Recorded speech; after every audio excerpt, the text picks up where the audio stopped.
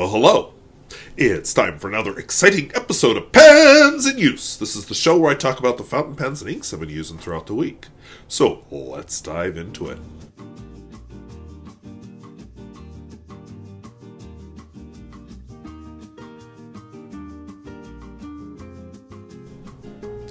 If videos like this interest you, where I talk about fountain pens, both new and old, and at all price points, I would invite you to subscribe.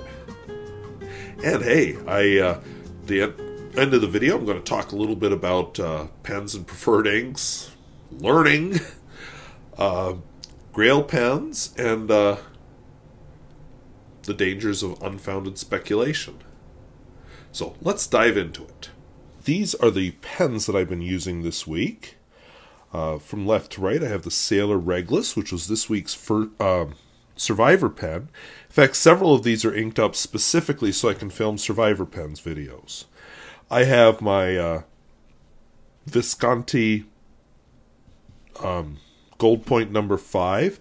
I was inspired to ink this up because Hemingway Jones was talking about Grail Pens this week. I'll talk about that when I pick it up.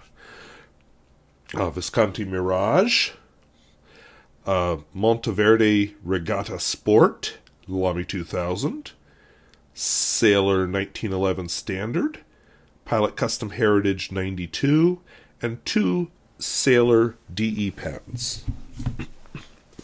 As always, I'll be doing my writing into this Cognitive Surplus Jellyfish Journal, which is the Theory series.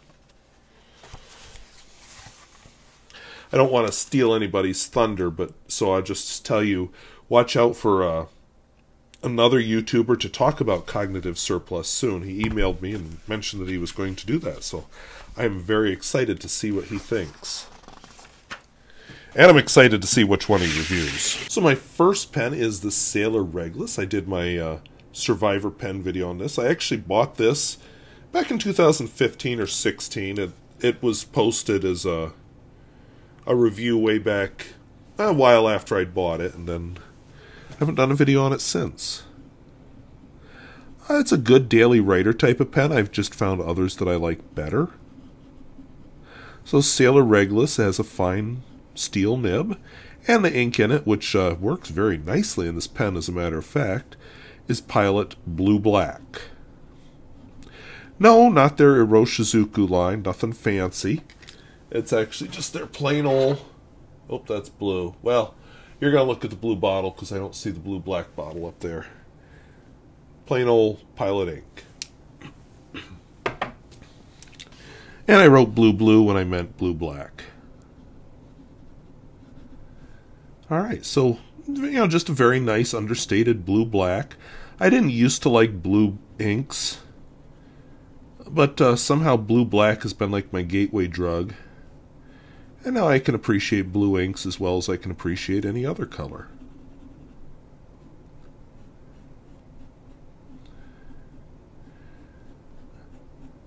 So the next pen is my Visconti Gold Point number 5. Now I'm going to talk a little bit about Grail Pens at the end of this.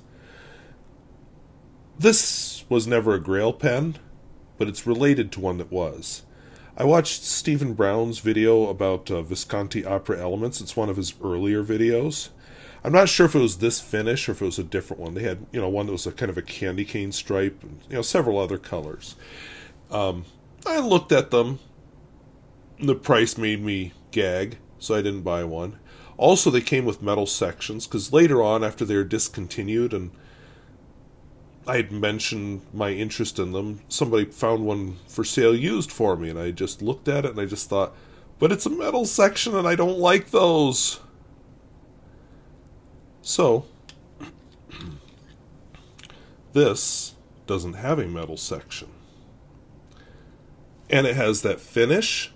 It doesn't quite have the cool closing mechanism that he showed in his video, but who cares? So this is a Visconti Gold Point. Did I say number 5? I think I meant number 1.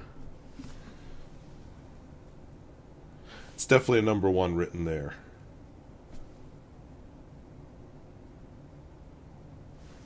So, Visconti Gold Point #1. And it's a medium nib. Sorry, I drew a blank there for a second. And the ink in it is slightly discolored. So I think I didn't clean the pen out properly last time I used it. Sailor Gentle Epinard. Since that is not the color, let me just... We're going to do a little sniff test.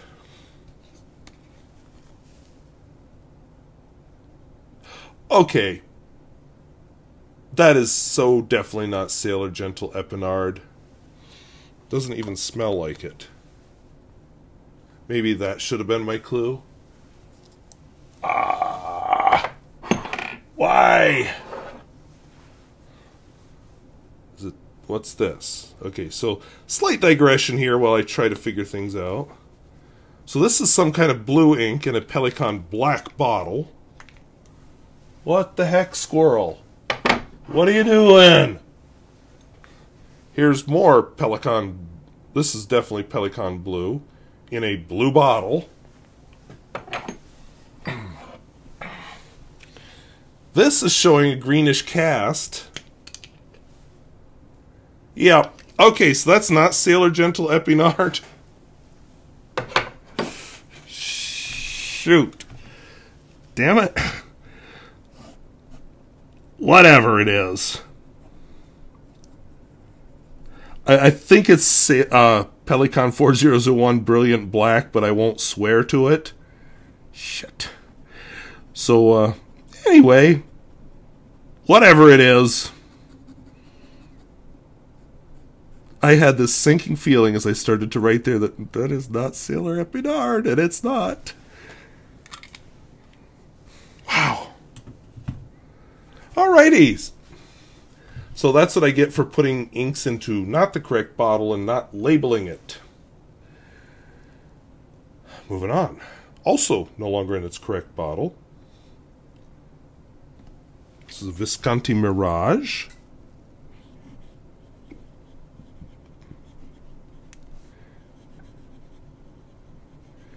It has a medium nib. And the ink in it is Herbin.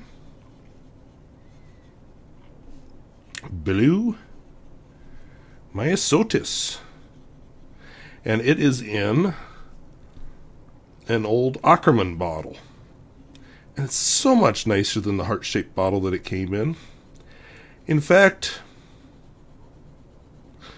I may very well recycle the old heart-shaped glass bottle, because it is absolutely useless for ink. Because only a few of my pens can even fit in it.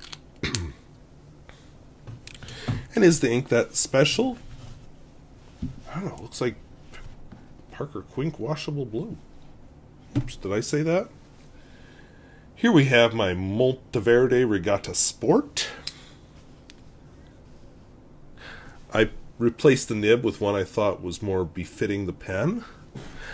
As I'll probably tell you when I show you its revisit, it was easy to be annoying with this pen. One of the reasons I quit taking it out in public. So this looks a little dark for what it is. So Monteverde Regatta Sport. It has a 1.1 millimeter, Monteverde nib, and the ink in it is Lamy Turquoise.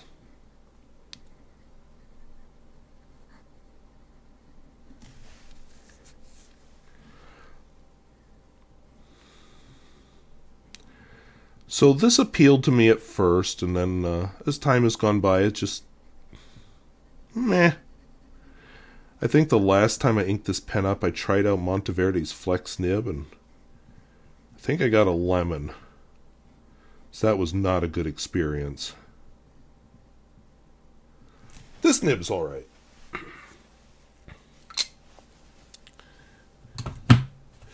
And then we have my beloved Lamy 2000.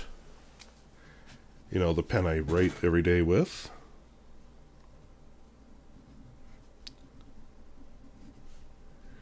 This is the extra fine because, especially with the ink I'm using right now that gets along better with the paper at school. So this is Omas Black.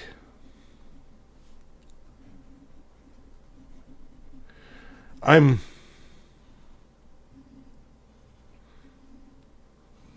going to be perfectly okay when I use up my bottle of Omas Black. It does absolutely nothing for me. I doubt there's anybody out there desperate to collect a half-empty bottle of Omas Black. Don't even know why I bought it. This is nearing its empty stage, but this is my BSiER 1911 Standard. A little bit smaller.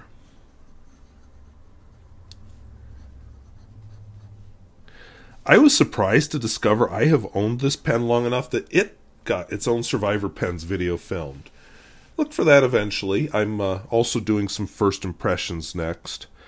I want to try and mix them together. I might even snork a few rodeos in there. This has BSiER Gentle Apricot.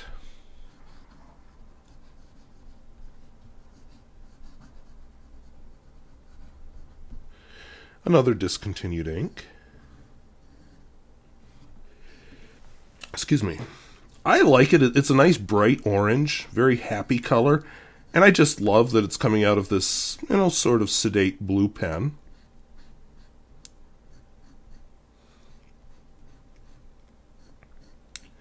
And of course the zoom nib, part of the fun of that is when you're low, it's broad. When you're high, it's not broad. And then I have another Survivor. A Survivor I like very much. Actually, this one I like very much. This one I like very much. Even though it's stained a little bit from years of whatever.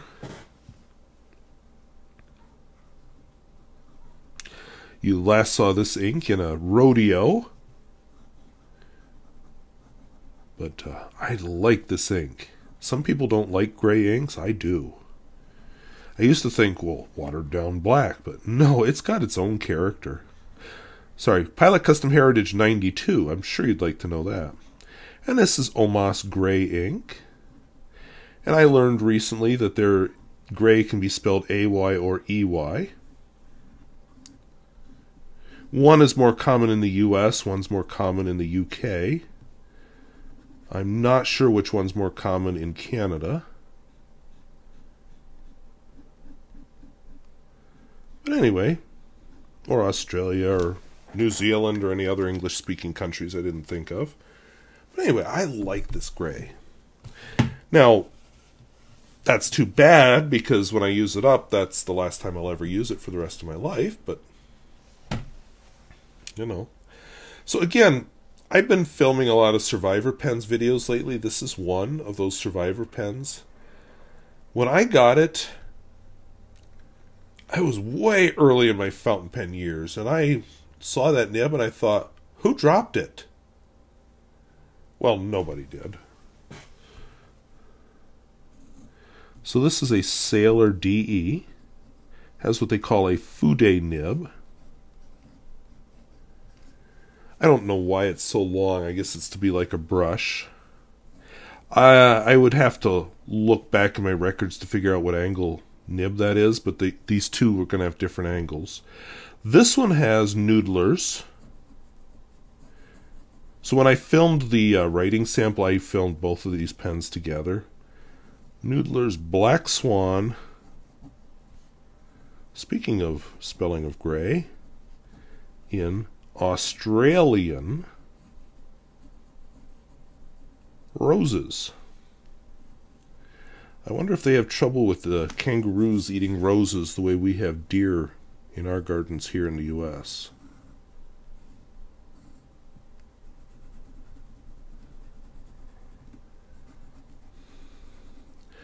I love this shade. I think it's a beautiful color. I like the shading in the right pen. This pen is probably okay, but I'm not real good at using Fude nibs. One of the reasons I don't ink this pen up very often. This is my other BSiER DE pen.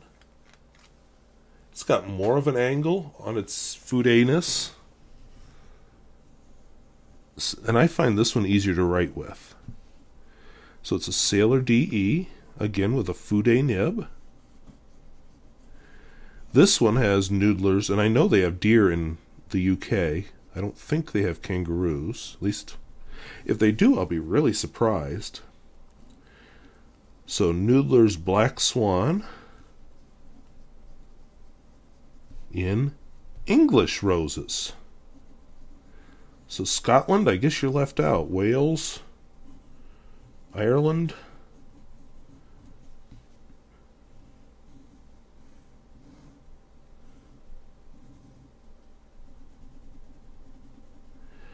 You know, as a red goes, it's okay. I like the shading on it.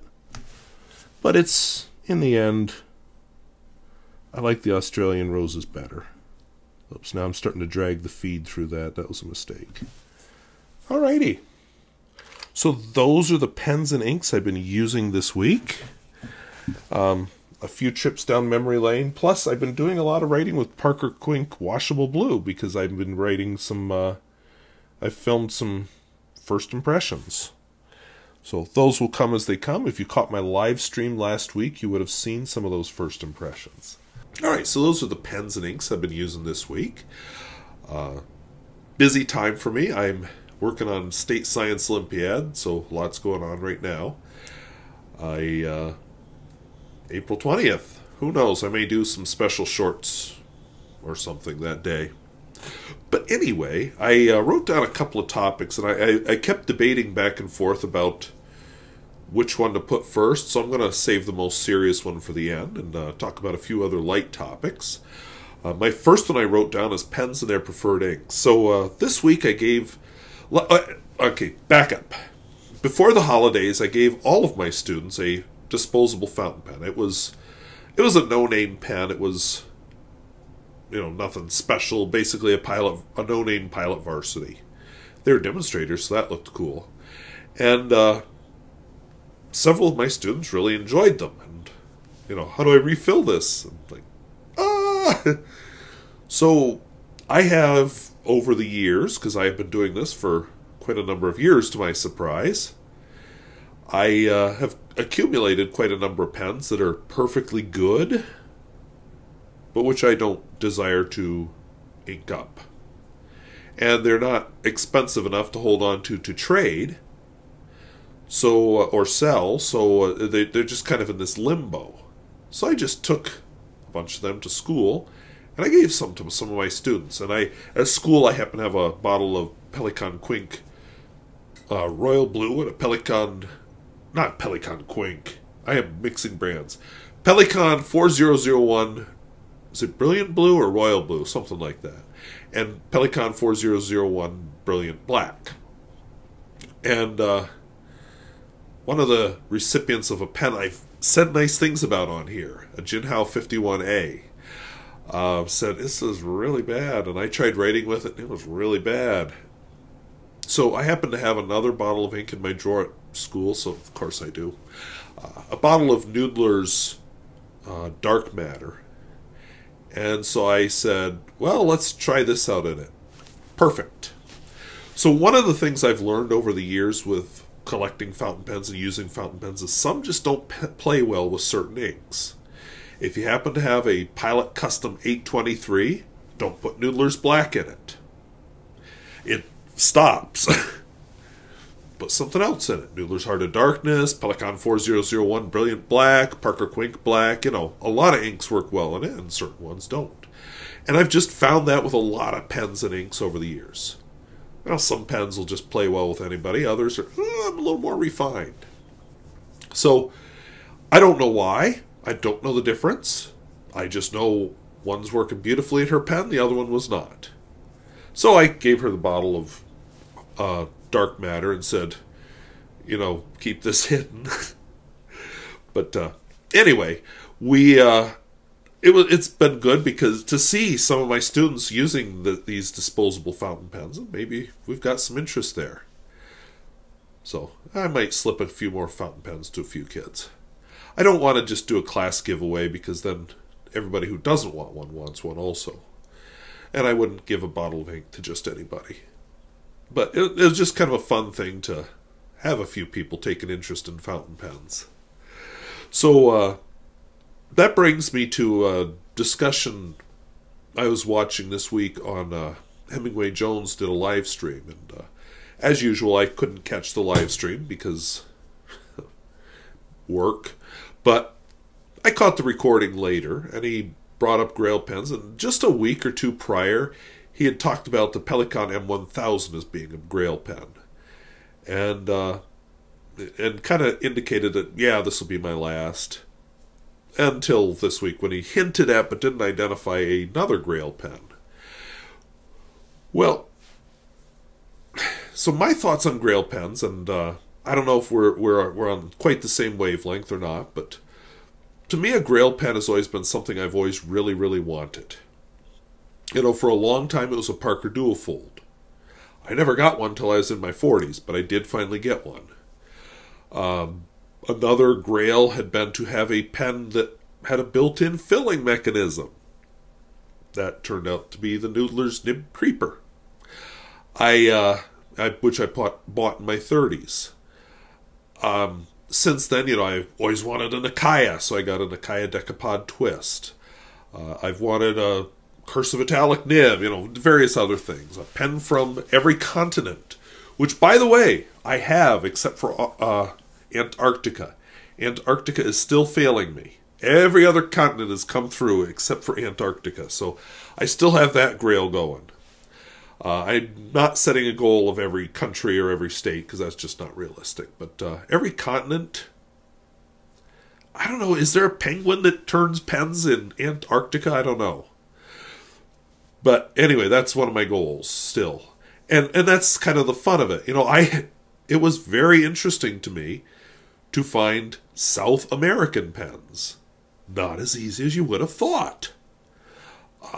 They're there, but they were hard to find. Not really easy to find an Israeli pen. I mean, I do realize Israel is not a continent, but I found one. I found a real interest in Central and Eastern European fountain pens. Yeah, there's Romanian fountain pens out there. There's actually a YouTuber who, I think it's called the Pen Collector, who talks about, collects a lot of Romanian pens. You know, so our Grails all differ, but it's kind of nice if you do collect something to have some goals, and that Antarctica goal is a big goal of mine. It could be a big expensive pen. It could be just an uncommon pen. I will tell you one of the goals I have, and I thought I found it, and then thank God I looked at the nib. I think Chinese dragons are cool. I like their cultural role so much better than the European interpretation of dragons. And, you know, Chinese dragons are pretty. So I've always thought I'd love a fountain pen with a Chinese dragon theme. And I did actually find one. Then I looked at the nib and said, oh, yeah, no. So, still on the lookout. You know, I don't want... I found a few that are, you know, very low cost, a $20 Chinese dragon pen, but it's not that great of a pen. So I'm on the hunt. I know there are some out there that I really like, and then I look at the price and go, eh! So, we'll just keep looking. I know it's out there. So, that's kind of the fun of a collecting hobby. So, just something to think about when you're in this process. You know, it's not always about accumulating how many pens you can. At some point, it becomes certain goals, and you know, some people it's just what is the newest pen that's out there from China or whatever. But that Grail is just kind of one of those fun things about collecting. You know, if you're a typewriter collector, maybe you've always wanted a Hermes 3000. Oh, guilty, want one. Got to handle one too. Camera gear people, car people, you know, we're all like that. So, anyway, it was just kind of a fun thing. You know, after the video was over, I just thought about it a lot more. I did put one final link. So if you've been following U.S. news, in Baltimore, Maryland, there was a large container ship collided with a pier on the Francis Scott Key Bridge, which is it's a 4-lane bridge, so 2 lanes going each way over, I forget the body of water. I want to say Chesapeake Bay, but I mean it's off the Chesapeake Bay. But anyway, it's a major, it crosses a major shipping route. And a container ship is going towards it. You can see the footage. I'm sure you've seen the footage. It's going towards it. And all the lights on the ship blink off. And you're like, what? And then it collides with the pier, and very quickly, the whole bridge comes down. Thankfully, the ship was able to get off of Mayday, and the state police must have been able to block traffic because there was no traffic on the bridge. Unfortunately, there were a number of road construction workers, several of whom lost their lives, that were on the bridge at the time. And but so much less death resulted than could have resulted. And we're still looking forward to the horrific economic and supply chain impacts this is going to have. But, you know, as far as the human cost, I just am amazed by how lightly we got off there. But anyway, right now the preliminary reports are saying, okay, power failure on this container ship. And, you know, a big thing, the size of a skyscraper comes crashing into a bridge pier. Probably not built for that. So, I just happened to open one thread on Twitter, and I never go on Twitter, and I should know better. And I did. And it was this, it was a post, and I linked it down below, but it was by somebody named Science Girl, and she just posted the video, and wow, you open up the comments underneath that, and there are people speculating about how quickly the bridge went down, how cleanly it broke, how, oh look, there's explosions at each of the points where it broke. Couldn't be sparks from the electrical wiring or the metal rubbing on metal, but unfounded speculation. You don't know. You're not a structural engineer. And that doesn't stop them. And, of course, we have the politicians trying to make political hay out of it. It's DEI, it's wokeism, it's illegal immigrants, it's whatever your thing is. Not harmless to do this kind of thing.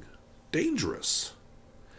Right now, I'm going to have to put that link into my video also, my video description also. There's a politician in trouble for, again, on Twitter, I guess I'm supposed to call it X now, but anyway, on Twitter, posted a picture of a man in handcuffs saying that he was an illegal immigrant and one of the shooters at the Kansas City Chiefs parade mass shooting. Whoops, he was neither. And the politician's like, my bad. Well, yeah, a little bit more than your bad.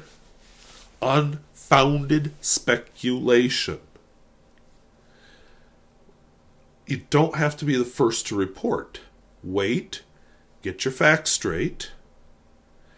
In the meantime, what's the harm in saying, if you have to do the absolutely inane, useless thing, my thoughts and prayers are with the people of Baltimore tonight. Okay. Harmless. Shows at least you're acknowledging it.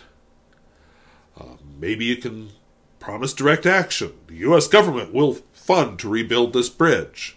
Good. Promise of direct action. And we'll see if it's followed up by actual action, but that's another story.